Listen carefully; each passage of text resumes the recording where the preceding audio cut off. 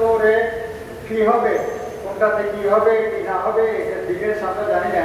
তো ওনারা যেটা বলেছেন সেটা হচ্ছে যে মিটিং রুম, দ্বিতীয় তলায় মসজিদের অফিস কক্ষ, মিটিং রুম, সম্মানিত খতিব, ইমাম, মুয়াজ্জিন, খাদেমদের থাকার ব্যবস্থা করা হবে, এদের ব্যবস্থা করা হবে।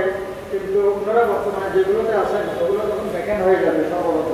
ওই ব্যাপারে আমাদের পরিকল্পনা ঠিক থাকবে সেটা একটু যদি জানান। আর এই প্রতিবেদনটা খুব সংক্ষিপ্ত আকার হয়েছে, যদিও উনি সবগুলো ক্লাস করেছেন। আমার মনে হয় আরও যে একটা জিনিস আসা উচিত ছিল, এই যে আমাদের উপকমিটিগুলো আছে, এই উপকমিটির কার্যক্রমগুলো একটু আসা উচিত ছিল, বিভিন্ন উপকমিটির কি কার্যক্রম ছিল। এবং ওনারা বলেছেন যে এই যে এই গত সভায়, গত পিরিয়ডে ওনারা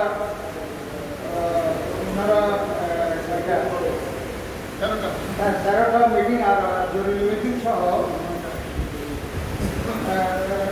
করেছেন, অনেক মিটিং করেছেন। তো এই মিটিংয়ের সিদ্ধান্তগুলো কি নেওয়া হয়েছিল, কয়েকটা সিদ্ধান্ত নেওয়া হয়েছে সেটা একটু উল্লেখ থাকলে, এই মিটিংগুলোতে এতটা সিদ্ধান্ত নেওয়া হয়েছে, ওখান থেকে এতটা সিদ্ধান্ত বাস্তবায়ন হয়েছে, বাকি এতটা বাস্তবায়ন হয়নি। তাহলে এইটা হলে আমরা বুঝতে পারতাম যে কোনটা বাস্তবায়ন হয়নি, কেন হয়নি, সেটাও আমরা একটা আলোচনা করার জন্য। আপনারা কষ্ট করে মিটিং করছেন, কিন্তু কয়েকটি সিদ্ধান্ত বাস্তবায়ন করছেন, কয়েকটি সিদ্ধান্ত নিয়েছিলেন এটা। এবং উপকমিটিগুলোর একটু তৎপরতা যদি আমরা জানতাম তাহলে সেটা তাদের কার্যক্রম আসতো।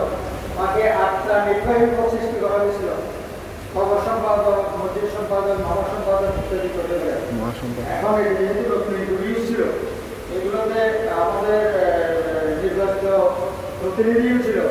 তো এখন ওনারা এগুলো সৃষ্টি করার পরে আমাদের সামগ্রিক কার্যক্রম উন্নয়ন হয়েছে কিনা, মানে আমাদের উন্নয়ন হয়েছে কিনা, বা যে মসজিদের উন্নয়ন হয়েছে কিনা, ব্যবস্থার হয়েছে কিনা, পরিষ্কার পরিচ্ছন্ন সম্পাদক আছে তার যে ভূমিকা ছিল, এগুলো একটু আমরা জানতে পারতাম। অথবা আমরা সাধারণ সম্পাদক মহোদয়ের কাছে জানতে চাবো যে মানে বর্তমান কমিটি এইভাবে করার কারণে আমাদের সব কিছু আরো সুন্দরভাবে পরিচালিত হয়েছে আগের থেকে।